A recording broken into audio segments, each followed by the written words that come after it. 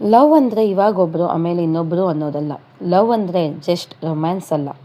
Love ಅಂದರೆ sacrifice ಅಂತ ತೋರಿಸಿದ ಮೂವಿ ಇದು.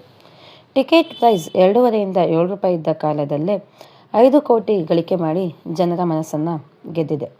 1984ರಲ್ಲಿ ಈ ಮೂವಿ ರಿಲೀಸ್ ಆಗಿ ಈಗ ಆಲ್ರೆಡಿ 40 ವರ್ಷ ಆಗಿದೆ.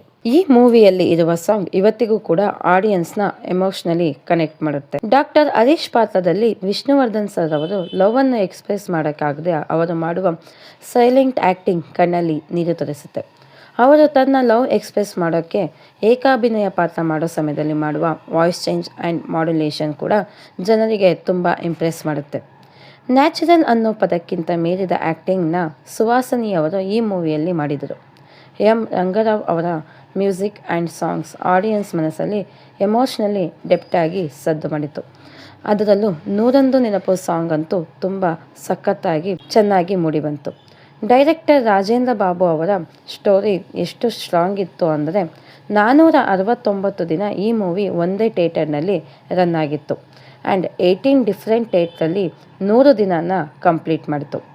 ಕೃಷ್ಣ ನೀ ಬೇಗನೆ ಬಾರೋ, ಕರುಣಾಮಹಿ, ಸೌಭಾಗ್ಯಲಕ್ಷ್ಮಿ ಅಂತ ಜಸ್ಟ್ ಫ್ಯಾಮಿಲಿ ಓರಿಯೆಂಟೆಡ್ ಮೂವಿನ ಮಾಡ್ತಿದ್ದ ವಿಷ್ಣುವರ್ಧನ್ ಸರ್ ಅವರಿಗೆ ಲವ್ ಸ್ಟೋರಿ ಡ್ರಾಮಾ ಟಚ್ ಕೊಟ್ಟಂತಹ ಮೂವಿ ಇದು.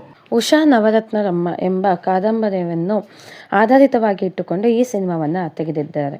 ಆ್ಯಂಡ್ ವಿಷ್ಣುವರ್ಧನ್ ಸರ್, ಸುಹಾಸಿನಿ, ಜೈ ಜಗದೀಶ್ ಅವರ master class acting, pain of unexpressed love, broken relationship, emotionally touching climax, legendary song and music ಇದೆಲ್ಲದರಿಂದ ಕರ್ನಾಟಕದಲ್ಲಿ ಈ ಮೂವಿ ಕನ್ನಡ ಕ್ಲಾಸಿಕ್ ಮೂವಿಯಾಗಿ ಉಳಿತು. ಆ್ಯಂಡ್ ಇದೆಲ್ಲ ಕಂಟೆಂಟ್ ನಿಮ್ಗೆ ಇಷ್ಟ ಆಗಿದ್ರೆ, ಈ ಥರ ಕಂಟೆಂಟ್ ನಾವು ಮಾಡಬೇಕು ಅಂತ ಇದ್ದರೆ ಗುರು ಸಿನಿಮಾ ಸಮಾಚಾರ ಚಾನಲ್ಗೆ ಸಬ್ಸ್ಕ್ರೈಬ್ ಆಗಿ, ಲೈಕ್ ಮಾಡಿ, ಕಮೆಂಟ್ ಮಾಡಿ, ನಿಮ್ಮ ಅನಿಸಿಕೆಯನ್ನು ತಿಳಿಸಿ. ಆ್ಯಂಡ್ ವಿಷ್ಣುವರ್ಧನ್ ಸರ್ ಅವರ ಯಾವೆಲ್ಲ ಮೂವಿ ನಿಮಗಿಷ್ಟ ಆ್ಯಂಡ್ ಅವ್ರು ಮಾಡಿರುವಂತಹ ಸಿನಿಮಾ ಸಾಂಗ್ಸ್ಗಳು ಯಾವೆಲ್ಲ ನಿಮಗಿಷ್ಟ ಅಂತ ಕಮೆಂಟ್ ಬಾಕ್ಸಲ್ಲಿ ತಿಳಿಸಿ ಅಂತ ಹೇಳ್ತಾ ಮುಗಿಸ್ತಾ ಇದ್ದೀನಿ.